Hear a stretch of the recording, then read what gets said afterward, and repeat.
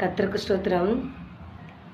நம்ம நிறைய பேர் 10 லட்சம் 25 லட்சம்லாம் கடன் வாங்கிட்டு கட்ட முடியாமல் மூலையில் உட்காந்து அழுது அழுது அழுது வாழ்க்கையை தொலைச்சிடலாம், இனி வாழவே வேண்டாம், போயிடலாம்.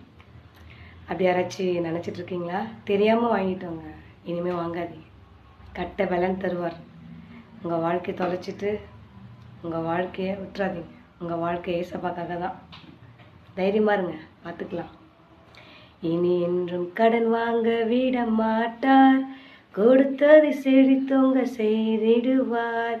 இனி என்றும் கடன் வாங்க விட மாட்டார், கொடுத்ததை செழித்தோங்க செய்திடுவார். உயர்வடைவேன் எந்தன் வாழ்க்கையிலே, உன்னதங்களில் என்னை உயர்த்திடுவார். எந்தன் தேவனால், எந்தன் தேவனால். பார்த்துக்கலாங்க, கவலைப்படாதீங்க.